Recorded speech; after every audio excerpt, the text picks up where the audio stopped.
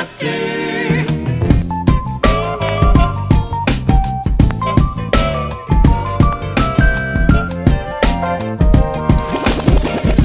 The Garden Doctor.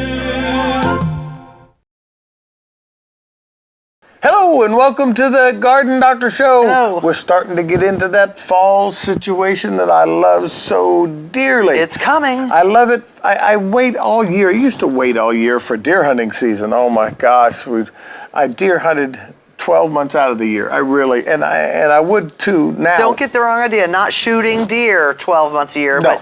but hunting, Scouting, the preparation. hunting, looking, practicing with my bow, cleaning my muzzle loader, writing articles and more articles. I used to write for 12, 15 magazines, in particular the Gadabout. And my life evolved around hunting. But I still coached. I still ran the 4-H, and I did some of the 4-H. I didn't do very much. Boy Scouts. I had the Weeblos. And all, the Weeblos, and all the boys' games and everything else. I remember when I first put my son into Scouts down in Florida, and they have the Cub Scouts, the Boy Scouts. Well, at his particular age, it was Weeblos. He says, "Mom, I don't want to be a Weeblo. I want to be a Boy Scout." I said, "Well, you got to wait. That's next year, so you got to be a Weeblo." That was the hardest one to find people to take over, though. The Cub Scouts, the little guys, they loved them. Well, you've got the name. And it's usually the women that did it. Yeah, See? the Cubs. The girls, the ladies did that. So you got the Cub Scouts, and then the Weeblos before you could be a scout. I don't want to be a Weeblo. Yeah, that was tough. That was tough, let me tell you. But you had to keep them in there in order to get keep the group going. Right. And I think that Scouts had a very positive impact on me. I think it had a positive impact on the people that were around me, and the ones that I were associated with, they were all good people. Good people. I didn't see any of the.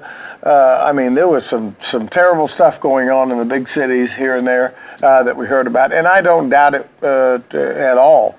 But I didn't see any of that. I saw the positive, the camaraderie, and teaching them values and character and strength, and letting them know that they could do so much more than they thought they could do, and giving them all of these opportunities to see the good, the bad, the ugly. Mm-hmm. I think it made better, rounded people. I was a brownie, actually, for a while when I was a kid. I'm glad you weren't a brownie when I was around. Well, I probably was a brownie when you were an adult, but never mind. But yes, I was a brownie for a while, and then I didn't go any further than that. I don't really remember why, but we were in Miami, and I don't know if it was the geographical. I don't know. It just wasn't a real big thing down there. There was no 4-H. Scouts weren't huge in my area that I can think of, and I never went any further with it than that. You know what I thought was interesting? We had a battle in Connorsville about letting a girl, Tara Denham, into the basketball for boys. Now, there was a girls' basketball. She didn't want to play with the girls. She wanted to play with the boys. And she's done a very good job. I think she has, third kid now. Mm-hmm, yeah. Hi, Tara, Beth, all of the Denham family. She really wanted to play. And it was a war to get that done. But also, later on, there was a gal that came up, and she was a Purvis, I think, and she wanted to be in my shooting sports. And they wouldn't let her. No. And it was a little bit of a war to get that done. So this Me Too business, and this women's lib and so forth, even though I think that sometimes it gets over-exaggerated, we needed that. We had to have some type to just say, okay, you got the right to vote, didn't really give the women the power or the equality that they had to fight for. And some of the battles I saw right here. That battle is not over. Truly. No, definitely not. And now with, gender identity and, separating boys from girls, I don't know what it's going to come to, whether it's going to be an all-in-one sport, but there must be a reason in the Olympics that you have men's, say, swimming and women's swimming. And it is because women are not physically as strong as men. At least I think so. No, that is. Why else would they be separated? I don't think it's specifically putting women down issue why No. you have separate men's and women's sports. Now, however, about 4 Olympics ago, when the Russian ladies came out to do the weightlifting, oh my God. Whoa, were you scared? I was scared. These women were, they had arms on them like this, they hair everywhere. But no matter how much they build their muscles, they still can't build the mass that a man has, well, can they they? can't. However, I think they may have been getting testosterone shots and everything else. But then you have the thing with the transgender, with a deep voice and everything. the things where a boy identifies himself as a girl, and so he's on the girls' swimming team. Now, does that give an unfair advantage? And there's been a lot of, to do about it in the news, and I would think so, but I'm not sure. We're all new to this. So if we make a mistake and step on ourselves and say the wrong thing, don't try to kill us. We're learning. We're trying to learn. We're trying to educate ourselves, and it's all new to us, really. I'm a hugger.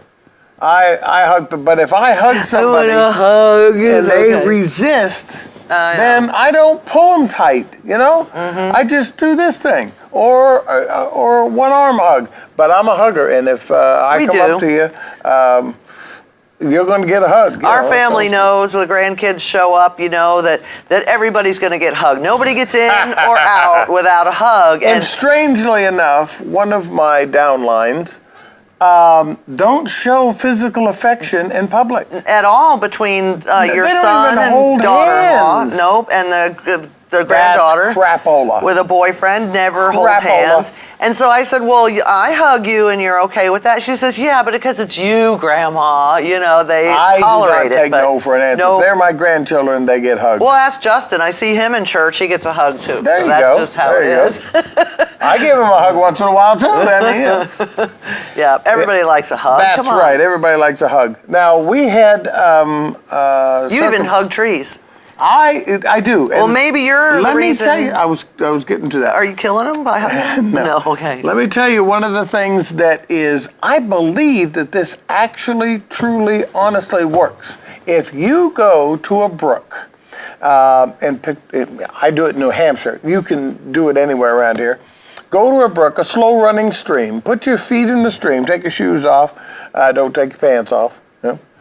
Take your shoes and socks off. Put your feet in the stream, and then put your arms around the tree, and then try to allow your mind to release negative energy. Something that's bothering you, something that's some trauma in your life. Just hug a tree with your feet in the water. I believe you're grounded to the earth, and it feels like you're suffering and your pain. If you'll allow your mind to work and through meditation, that will go down the brook. It'll wash a lot of that negative and pain and so forth away, and your thoughts will go up with the sap up to the highest point of the tree, and they become you start thinking more positively. I really, honestly, truly and part believe of that is that you are meditating. Okay, I think part of it is meditation, and if you're but part believing, of it is physical. Or are you just believing, just by believing that that's happening, you can make it happen? Or is it a physical, tangible thing? By the way, this is part of the Garden Doctor Show, because hugging. Working in the garden is therapeutic. It is. Working truly. with plants is therapeutic. Talking to plants is therapeutic. Thinking plants talk back to you means you're nuts. Go to the little room. But it's true, when I go out and I'm doing my potting or my digging, my planting, picking vegetables, to me it's therapy, a lot like fishing, because I am solely focused on that plant at that moment, on that seed at that moment, and what I'm doing. It is physical and mental therapy, and it's cheaper than a shrink. So, I believe in it. My aunt, one of my aunts, I had many, She had a lot of trauma in her life. She had a set of twins drove over by a truck. She had one of her children drowned. Back in the early 1900s, it was common to lose children to the flu and different things. And out of I think it was 11 or 12 children that she gave birth to, only 7 survived. And so she had a lot of problems, but she would spend, if she had an issue, she would go out and start working with the dirt, or she would take a walk in nature, and you saw her a lot of places and a lot of times by herself crying. Now, most of the town thought that was a very sad thing. For some reason, I thought that was a very happy thing. So when she would come back, she would always be better than she was when she left. So that made it a good thing. I thought it was a good thing. Everybody said, oh, you know, they actually had a name for her. But I saw it as a good thing. Wow. And, you know, she continued to be a very happy person. She used to be very positive, even right up to the end. She lived to be in her late 90s, as a lot of my relatives up there do. So, anyway, that But was it's a shame. You know, I love to go to, I love cemeteries. And Oh, we I do love some of this cemeteries. geocaching where you get the coordinates on your phone and you go and you're looking for either a box with things in it or just a small log for you to sign. It's called geocaching. You can get this app on your phone. A cool thing to do with your It really children is. and grandchildren. To Little get bitty ones will like get it. outdoors, you know, walk around. And a lot of them are not in the middle of cemeteries, but along the edges of cemeteries. So we visit a lot of those. And I have noticed in New Hampshire, I don't know if I've noticed too much here, but certain times, certain eras, there were lots of young people who died, lots of children who died. And you can see that by the dates. Measles, mumps, Yes. rubella, chickenpox, Diseases we don't deal with polio. now. Took out, you know, so many kids, and you can read You those. can look across Yeah. the cemetery and see all of the dates, the last dates It's interesting are in a the sense. same in this section, yeah. Yeah. Okay, well, enough of that. Well, and we want to do more about New Hampshire, and I think I even mentioned it, and I don't know if I mentioned it in the show. We want to kind of do a show on New Hampshire. That's home for us, and we go up there often. And there's a lot of things to see, and we'll see if we can put together a slideshow or a video or something. All right, we'll work to on share that. with the people. We'll have to take some really good pictures next and a time we live go up, audience, then yeah. that we can bring back and share. I don't know in what format. I guess it could just be on a disc. And I think we've done slideshows actually here with stills We did, on the screen, yeah. so that would not be a problem at all. But, But we'll do it in front of a live audience. well, You like lots of people looking at actually, no, I'm a little bit shy and nervous about She is. being in front of people, Yeah. which people might not think that, but you. Well, you have to she realize. squirted me, so she goes before a live audience. You have to realize that when we're doing the show here, there's nobody here. I see nobody except for Justin in the studio. Maybe John will be here. And the you have to station crank manager. your head to look at him. You do, and so there's nobody here. It's real easy to sit here and talk to a little black box. That's not a problem. And then when people say, "Oh, I saw you on the show," I kind of get a little bit of embarrassed because I have never watched a show. Ever in all these years. He started to play one time, and you know how it is when you hear your You're own critical of yourself. well, when you hear your own critical. voice on an answering machine message, and it's like, oh, is that what I sound like? Well, I started to hear my own voice and see myself. I immediately start critiquing my stomach, my voice, and everything. And I said, turn it off. And I have never watched a full episode of But The I Garden think if she Doctor. would, she would be pleasantly I don't know. surprised. I just ran into another person that I would not have thought that they went out of their way to watch a Garden Doctor show, and yet she said, "Well, we try to do it as if it was a." I can't remember the exact term she said, but we have tea and crumpets Oh, my.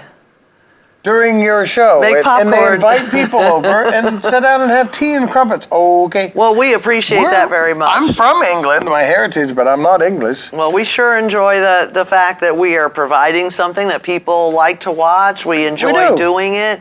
We have fun doing it, and we And, like it and when I you want to stop remind us. you once again, I get this question a lot.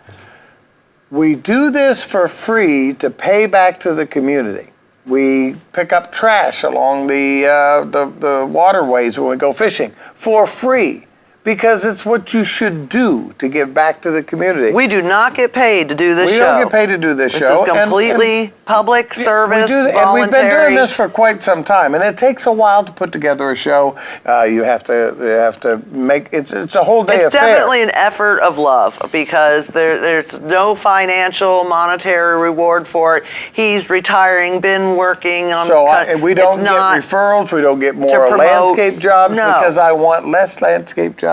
Right. I want 0 landscape jobs. This many. He does it a lot because of all the customers that he had way back in the day when he had Neil Seed and Landscape, and it was so active. And all of those people are now become seniors, and they are a lot of them homebound, but they have TV3, and he enjoys being able to talk to them. I like to interact with them. I he see really him out does. once in a while, and I do go visit the nursing home, but not as much as I used to. I used to go up there once a month. And I just don't get up there as much as I used to anymore. So that's why we do it. There you go. I want to give you guys an update on death. Uh-oh. Of trees. We talked about cemetery, so let's talk about death. Okay. We have, when the Dutch elm disease came into the area, I was just devastated.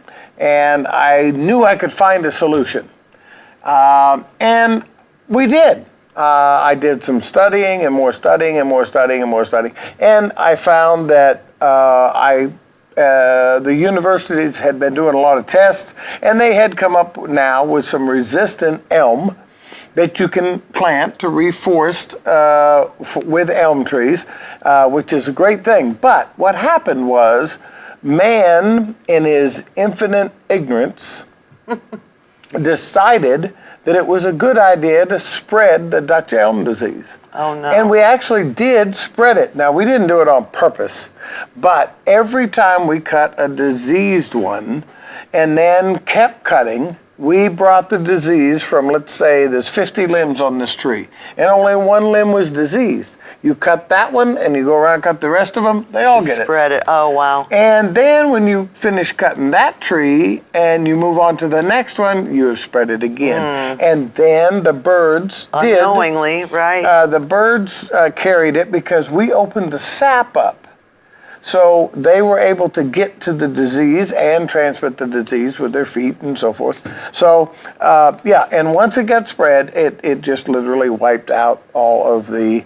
now, the ash borer, not so much. Not a product of man, but in part a product of global warming, which is directly, definitely, positively a product of mankind. So, we did this, we didn't mean to, and the ash borer is our reward. All the ash are dying. Most every ash. Now, if you can find an ash, and this is something that I've mentioned many, many times before. If you're out roaming in the woods somewhere and you find a butternut grove and they look strong and healthy and the good foliage and there's some mature trees in there, good form butternut, and you don't see dead ones, you need to call Purdue University, Ball State, somebody. Purdue would be the better one. No, you're talking butternut. You said butternut. Well, butternut specifically, but I'm also talking about any other tree that's getting problems. Okay, like ash now. If you went into a woods and there was all these ash trees dead or dying, and my God, they're everywhere. They really are everywhere. About 5-6 years ago, I was driving up north. I don't know what I was driving north for. What was I going up there for? To Muncie North, kind of? No, way up, way up. I'm not sure, but anyhow. I don't know what I was up in there for. I can't remember.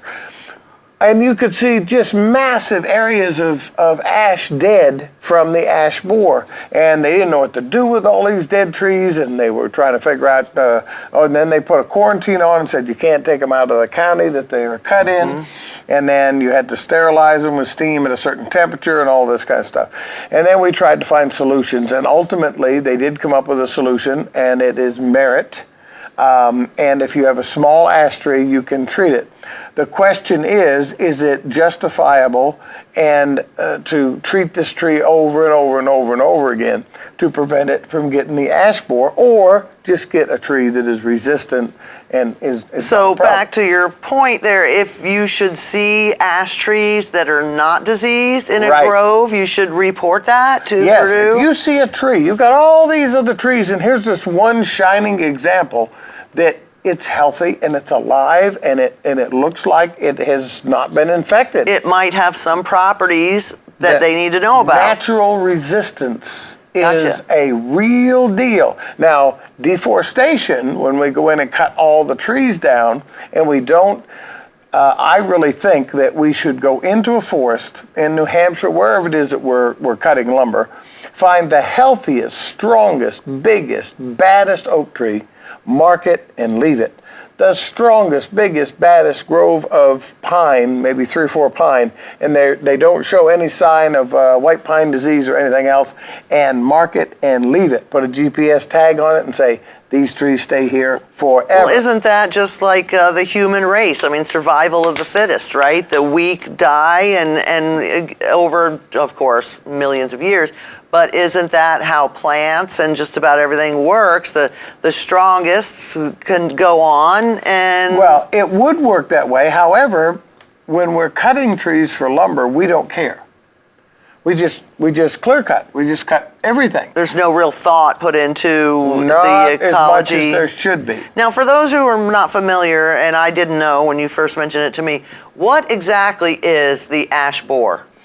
It's a beetle that has spread down from the north primarily, that bores into the ash tree and interrupts the cambium layer from producing nutrients from the root structure up into the tree. And there's so many of them that infest that the cambium layer is almost destroyed by their consumption of it. And without the cambium layer... There's no sap going up the tree and it's kaput. Okay. Also, there's a disease that they carry that is implanted into the tree when the ash borer bores in, and that disease is part of this whole process. Now, staying with this topic, the white pine is in a serious decline here in Indiana. Now, first off, white pine are not native to Indiana. They are not. They are not native. The only thing evergreen that is native to this area is the juniper that we consider to be a cedar. Juniper Okay, cedar. that white cedar they call it, or the juniper cedar. Okay, but when these white pines have the die, it's an unexplained sudden decline and death with no real obvious reason, is my understanding. Is Yes. that what happens to these? There is. We used to call it. And we don't know why? I don't know why they've changed it. It used to be called sudden pine death. Now it's called white pine decline. I don't know. Maybe that rhymes better. White pine decline. Oh my word. Oh my word. Wow. Just don't get the squirt bottle. So we don't know why? Not really. Not really. I don't think they have got to that point. Now, the symptoms they show, and this is very current information. This is pale or yellow needles followed by brown needles and Yeah, read thinning. some of that. Needle dropping during spring and summer distinguishes this problem from the normal yellowing and drop of older needles in the fall. As the problem progresses, the tree's new needles are shorter than normal, and desiccated bark on young branches appears uneven and rippled instead of smooth. When a tree loses its interior needles prematurely, it reduces the tree's ability to store food reserves needed for survival. Decline or death may be gradual or rapid depending on the severity of the stress. Okay, that's the end of that. That's how to identify it. Yeah, that's not good to hold that paper up when I'm reading, is it?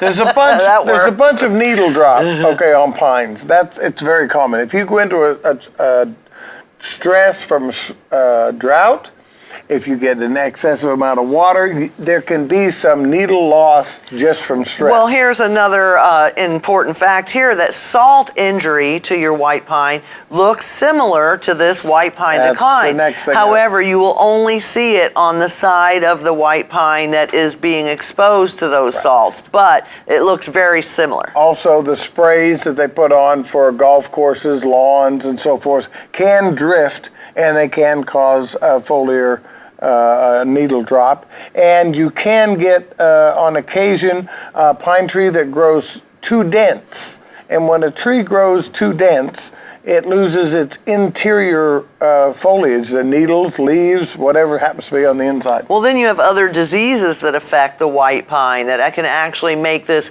white pine decline even worse and faster. There can be a fungus that grows around the base of it. There's something called a root decline.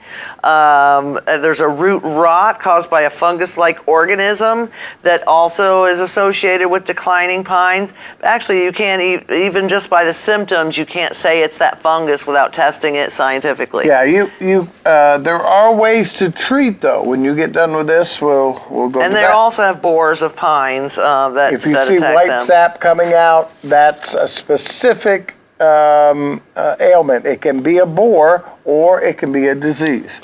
And it also says in order to reduce this, to plant away from any salt areas. And if you do plant one, make sure the roots have plenty of room to expand. Plant them nowhere near anything else so that they have plenty in the shade, so they're never crowded or shaded.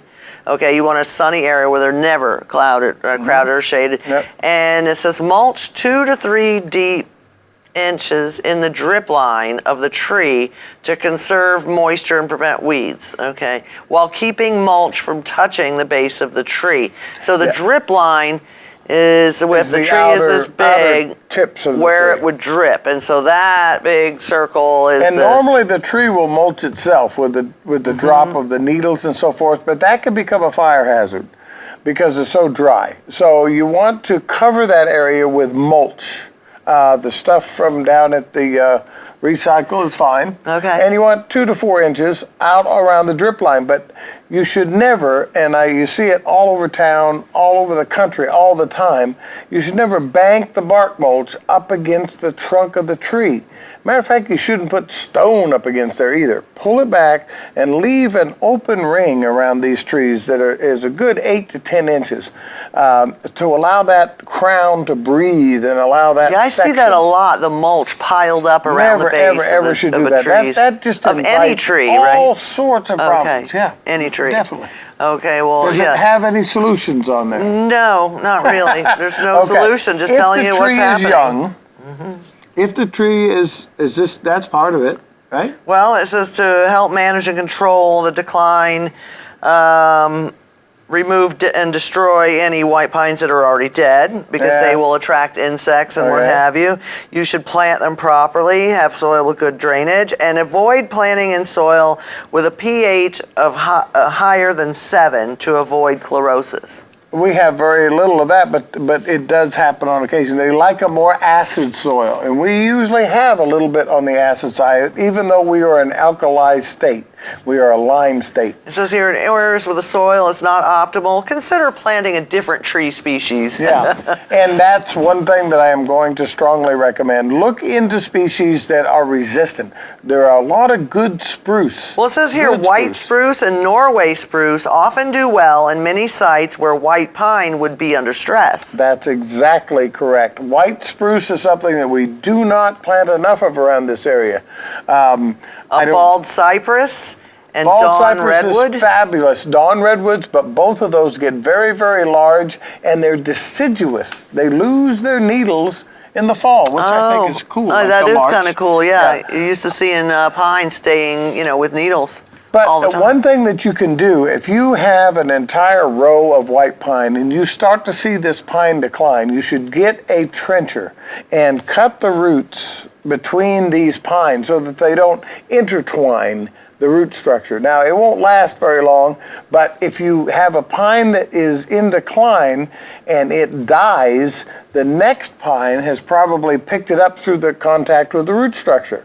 If you can keep that from happening by planting them far enough apart or by running a trencher down between the two, their roots don't go that deep. So. But typically, if somebody said to you, I want to plant a white pine in my yard or a row of white pines, would you try to find a way to do that, or would you simply I would recommend not to do that? It's the job of the landscape guy, whoever the guy is that comes out to do the sales and the installation, to inform people when they're making bad choices or to give them alternatives that are better. That's your job. You have the knowledge. They're calling you for your expertise. Well, they always say give the customer what they want. The customer is always right. And, if you follow that practice, that may make you feel like you've done the right thing, but it's not going to be great when when that tree dies and they say, well, look, you planted a tree, it's no good, it died. I gave you what you wanted, but it really was the wrong thing. And you didn't know any better. Right, so that is your job. Many times, probably 50 times in my 50 years at least of landscaping, I have told the customer that, look, we need to take care of the water problem around your foundation first. That's how I was taught the very first part of my landscape. The very first time that I was doing landscape, it was for a German. Controlling drainage and controlling runoff it, water. making sure he told me the whole reason for it, the logic, the size of the gutters, how they should be, the downspouts where they should be, how to build a French drain, how to put in a dry well.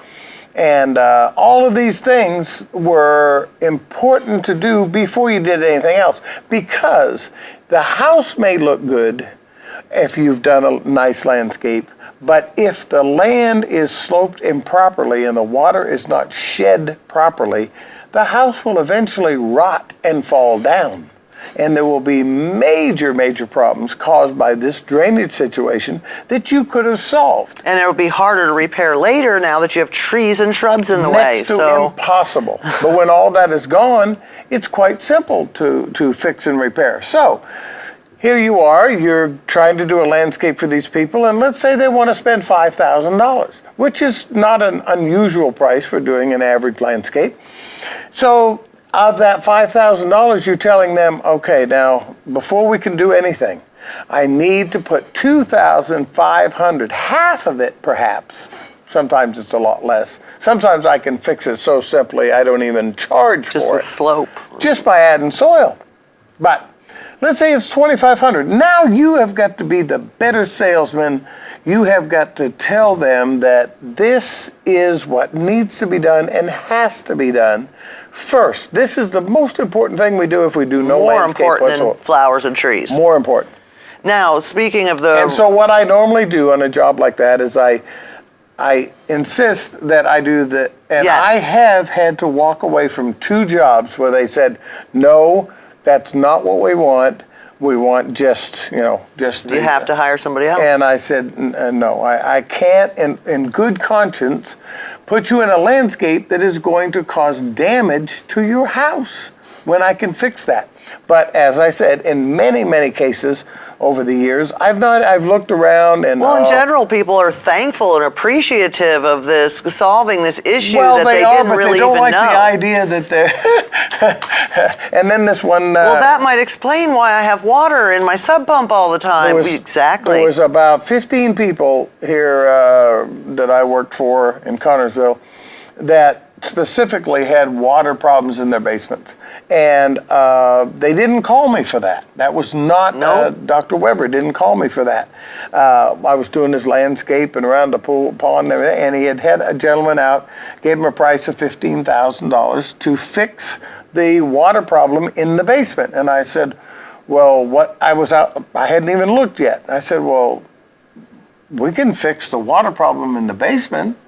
unless somebody has got a pipe running back through there. So the guy just didn't think it was possible. And we ended up fixing that for less than $500. Yeah, it was a pretty easy fix. It was all about the slope toward the house. It was amazingly easy. The whole entire front of the house remember was, that, years the ago. ground was sloped right towards it. And then on the side, they had graded it level, and then level is not good. It had settled in. His Yes. house was not that old.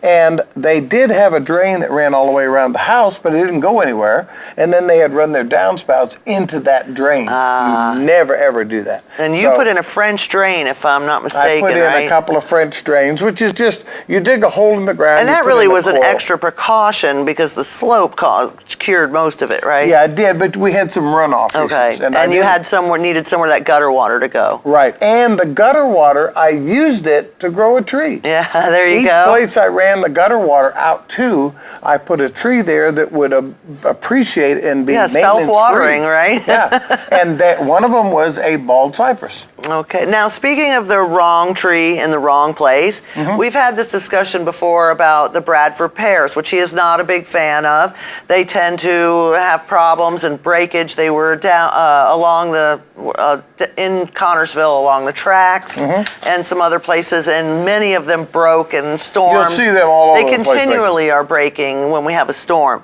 So we have a video that we have about specifically a Bradford pear, not prayer. It's not a prayer, it's a pear. Problems. Right. Okay, so are we ready to roll that footage? All right, let's Go hit to it, my friend. Hello and welcome again. We're at the edge of my property this time. This is the line that identifies the separation, or the line. It's not a separation because it's actually where people come together.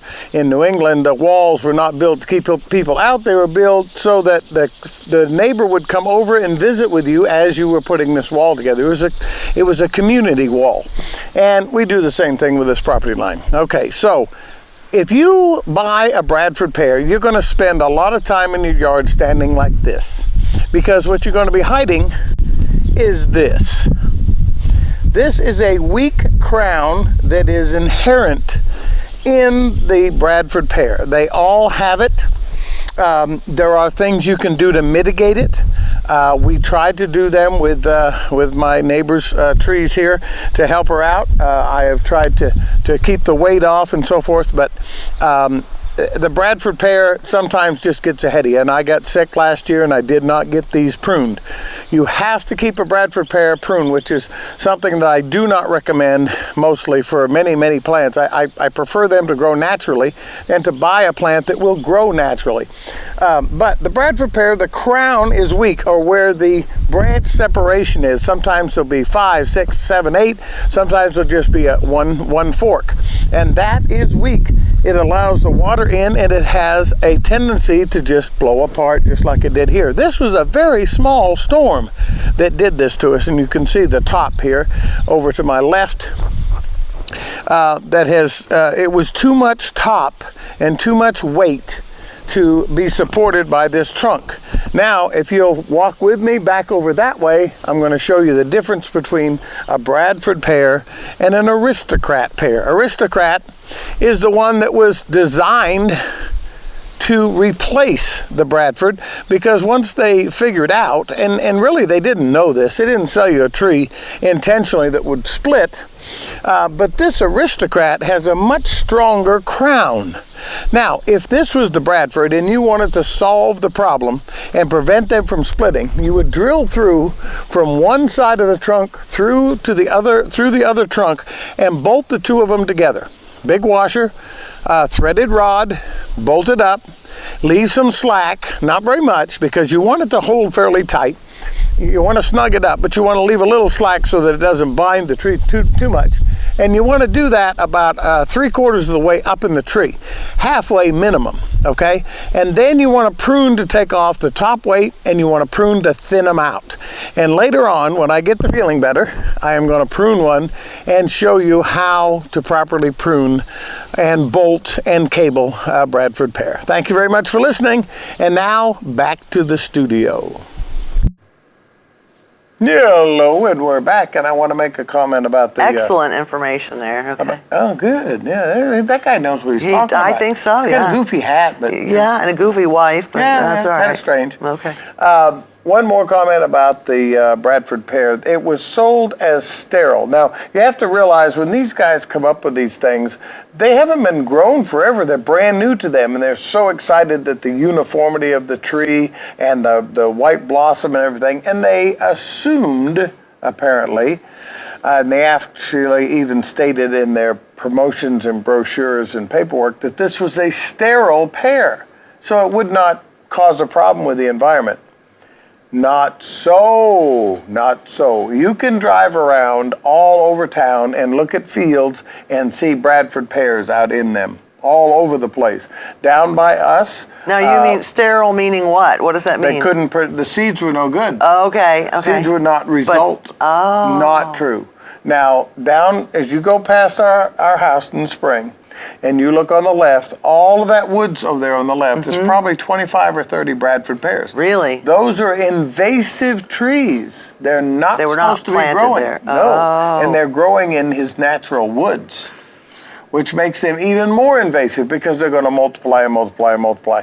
We're going to show you at one of the upcoming shows all of the invasive trees, and we're going to show you, I hope, if I can get the job done, where they exist in Connorsville. They're not supposed to be here. Now, are you talking, when you say invasive trees, are you saying ones that have been brought here from other places that aren't Yes. native to here? Or are you Yes. talking invasive meaning they propagate and overwhelm an area, or both? We have native plants that can be slightly invasive, but we have non-native plants that can be extremely invasive, and they can choke out the natural growth. Right up on the side hill as you're going out of town on 3rd Street Hill, on the right, all of those trees that are over there are the yellowwood, the tree of heaven, or I call it the tree of hell. The tree of hell. We did a And- segment about that. My gosh, they're taking over that whole side hill. Now, there is a thing that says, and I don't know if it's a rule or if it's a law, or I don't know. There's a thing, though. Yeah, there's a thing. You can't allow to grow thistle in your yard. You can't allow Johnson grass to grow in any great population. Let me tell you, Johnson grass is bad Is that news. still enforced? I mean, I don't know or if is it anybody's just enforcing anything. nobody's checking to say, oh, I wow, don't you know. have too much Johnson grass? But I believe it's also not acceptable to allow these non-native trees to grow, or at the very least, it is beneficial to you and the state and the environment if you don't let them grow. So whether it's a voluntary thing, or you actually get the fine, or they take away your cookies, I don't know. But Take away your something is going to happen, and it's just a good idea to do it. It's unfortunate that in this day and age we have to be either penalized or fined or jailed, to get something done. It's ridiculous. Well, and in some cases it works. I know, paying the cuss bucket at church, we go to Cross Point Biker Church, which we really enjoy the message there, enjoy the fellowship, and look forward to going to church and feel great coming out of there. However, they start off with there is a Bible verse that says you should not curse man with the same mouth that you use to praise God. Well, I'm paraphrasing there. Yeah. And so if you've cursed during the week or said something on Facebook maybe you shouldn't have, you have to pay the curse bucket. And that money is used for their different programs for the kids and what have you. Honesty is required. Yes, and you really have to be diligent about it. But I have to say, having paid the cuss bucket every single week, I do, some weeks Imagine more than that. other, I actually think about it more when I am self-penalized. You're self-penalizing, Yeah. but it does make you think about it, knowing, oh, wow, I'm going to pay the cuss bucket for that one, and being reminded by the grandkids, Grandma, you're going to have to pay the cuss bucket. Aw. So, yeah, okay. But we enjoy the church there. So and the maybe people. we should make people pay if they have invasive trees on their property. Voluntarily come down, give us $5 because I'm going to come in your yard and whack them. Well, how about the collection where they collect all all your excess drugs you're not using, or they collect guns down in Miami. How about if you bring in invasive trees, you turn them all in, and we have a big bonfire or something? Okay, I'll let you organize Let somebody that one. else organize that. That was my idea. There you go. All right, so. Do you have a joke, Annie, for Well, us you know, today? it's been so hot out. It really has. In the Miserable past. hot. Yeah. I mean, 90 degrees we had in July. It's still the temperatures that are really up there. And there were two pigs that went to the beach, and one said to the other, "Man, I'm baking." You like that? I like that one. Oh, well- I like that one. Here's another one. Which is faster, heat or cold? Do I get squirted if I get it wrong? Heat is faster because you can catch a cold. Oh my! You like that? That's a daddy joke. Well, you know what? It's been so hot. Your car overheats before you even drive it. That's Really. hot. And it's so hot you can burn your hand on the car handle. Yes, you can. You absolutely can. Yes, I you saw you the other day.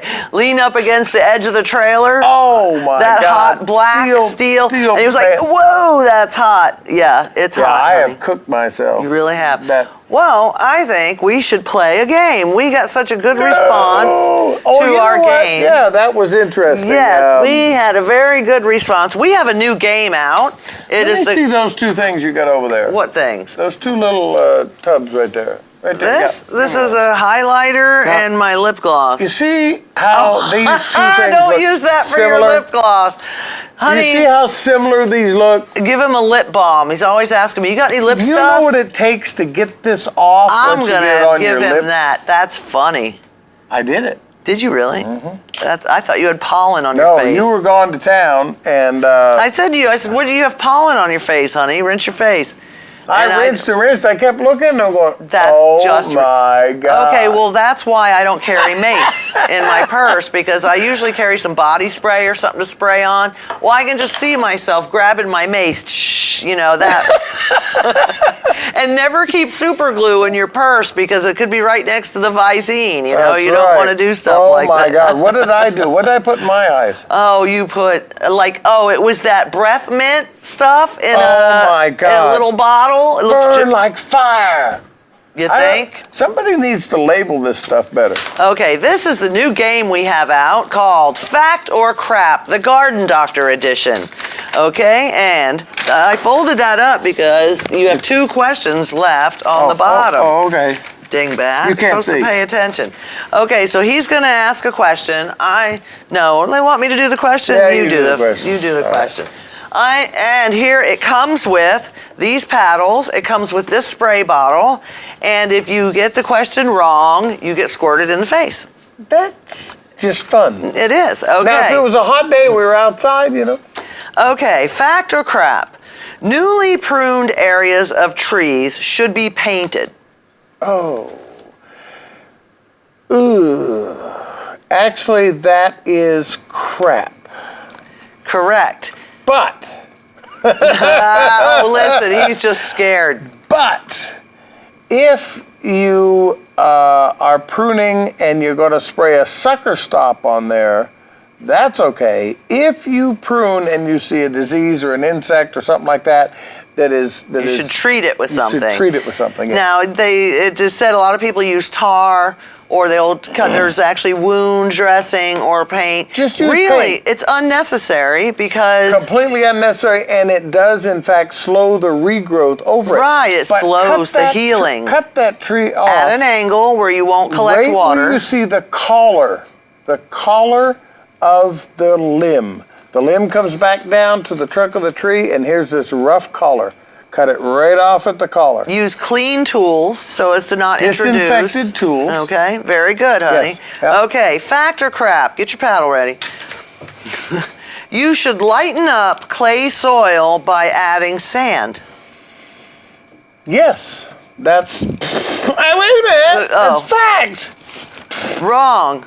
What? If you put I only got it wrong once. She no, we sprayed me got it wrong twice.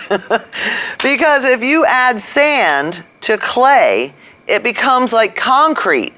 and then it packs together so hard. Sorry, people. I've been doing that for 35 I'm years. telling you, I saw this come up on, it must have been 5 different sites. Whoa. It's like mixing mortar. You sand and clay. Okay. But Okay. in my defense, Need a towel? If you have, that felt pretty good the first time. Second time, I had my eyes open, didn't expect 2 of them.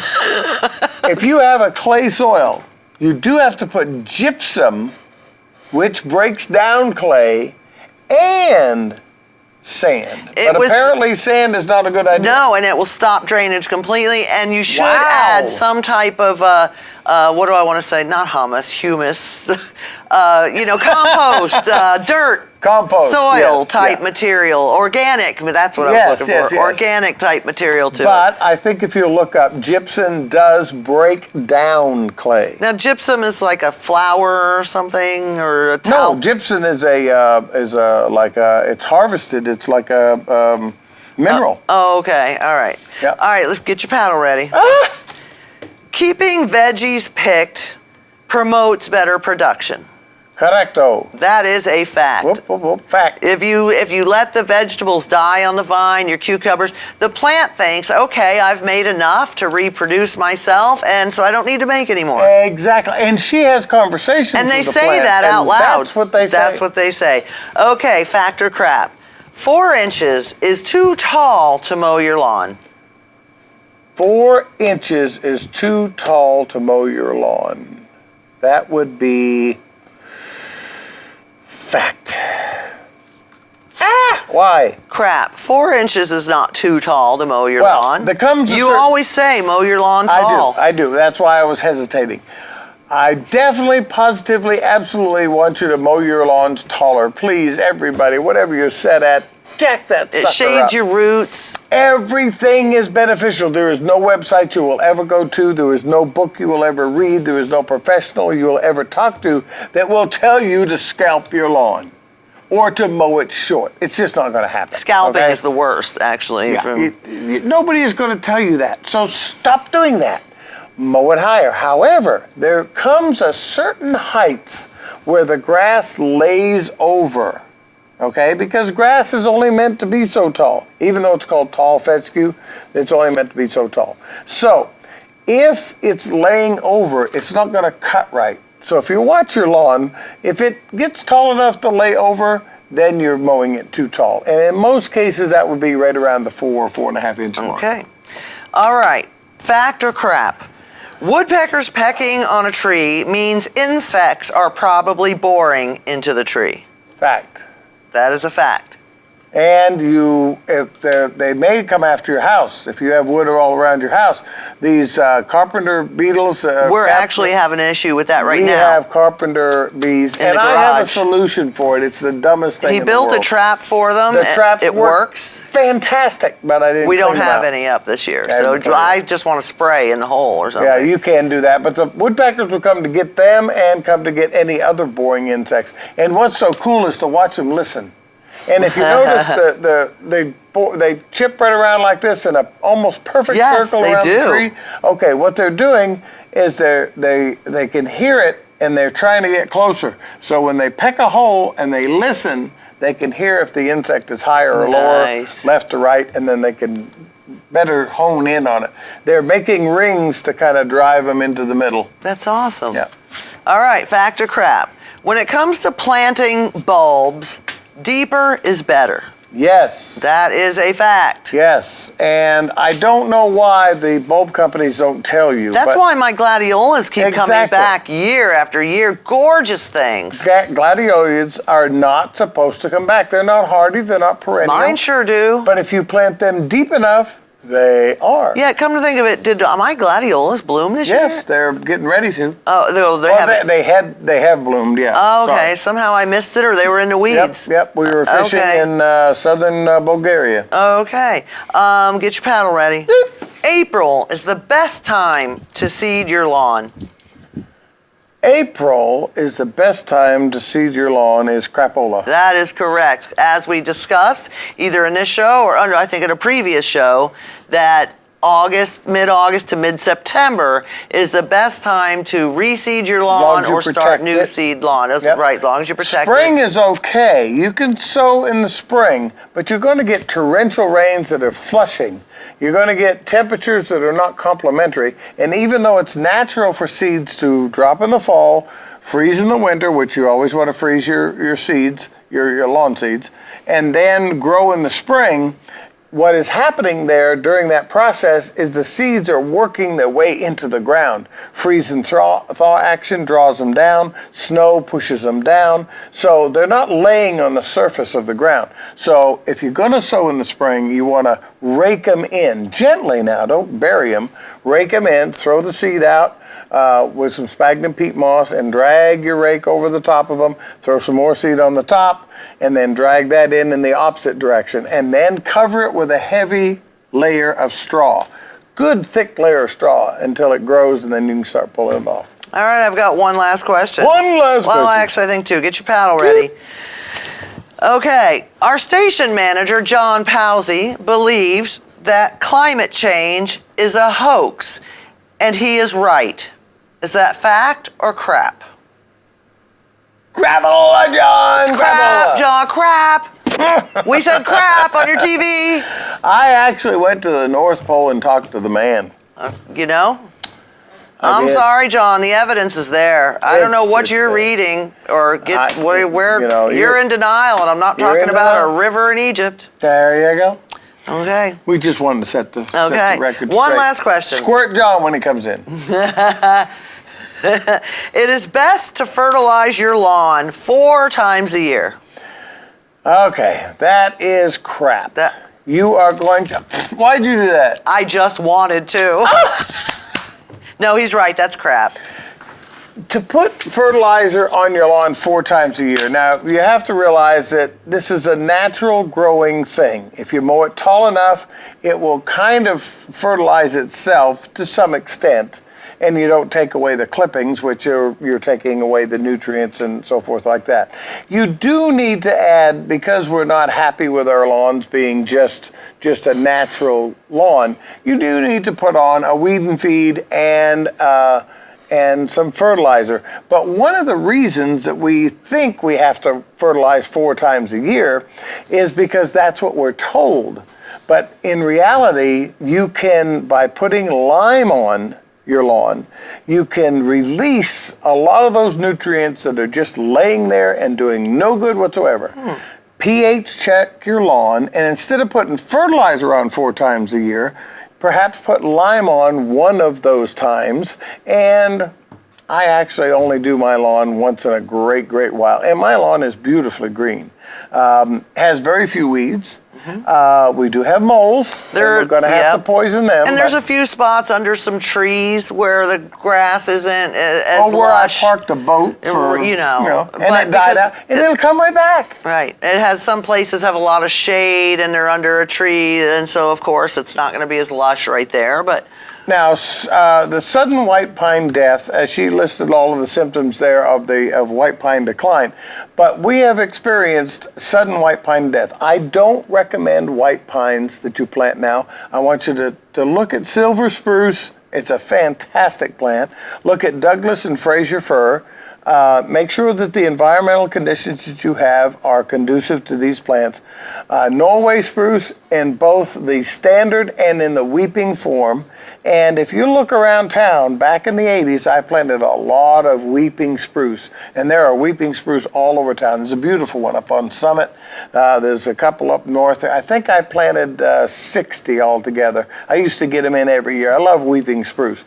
That's an unusual contorted ornamental spruce. I like a lot of the weepers. What is the weeper we have now finally that you got? Weeping cherry. And it's beautiful, but just be careful flowing. of a weeping cherry. It's not a small confined thing. No. You need some Now big it's starting space to for this touch thing. the ground. We had a friend of ours once who had one, and it had all kinds of disease and problems. And you had recommended cutting the branches that are touching the ground. Don't let the tomato branches touch the ground. You definitely don't, because a lot of diseases and insects come up from the ground. If you can protect the trunk, and you can do that with Lindane. If you buy Lindane and spray the trunk up to about that high, any insect that comes crawling is going to be stopped. One there. thing I want to mention, because a friend had mentioned it, she said that her grandmother, we've had a terrible time with Japanese beetles this year as well. This lady told me that her grandma used to take a bag of flour and pour in a container of black pepper and dusted her vegetable plants with this concoction, and black pepper or red pepper? Black pepper. Okay. Black kitchen pepper. Yep. And that, first of all, they don't like the consistency of the flour. It kind of clogs up their breathing or what have you. They don't like crawling over it. They don't like touching it, and they despise the black pepper. Now, how cheap and easy can you get? I wished I had tried it and known about this earlier in the year. So now, my aunt used to use red pepper and baby powder. See, It's almost exactly the same thing. The consistency and the smell. Yep. And she would go out there and dust it almost like every day. Wonderful. And bean beetles were not a problem. Next year I'll be doing that because I really got ate up. It's this year. organic. It's, I mean, you're not. I went to spray some Japanese beetles on a tree because I had to use poison spray, and they swarmed me. It was awful. All right. Well, I guess we're getting ready to wrap it up for the day. And we've had a lot of fun. We've enjoyed bringing you always. this program. Thank and you if you for have having any us. suggestions or you have any comments, you have any information that you think we should share, anything that you want us to research, we welcome you to make comment by sending a little note into the Thanks for studio having here. us in your home. We really do appreciate all of your Namaste. support. Thank you very much, and we'll see you later. We love you all. Bye.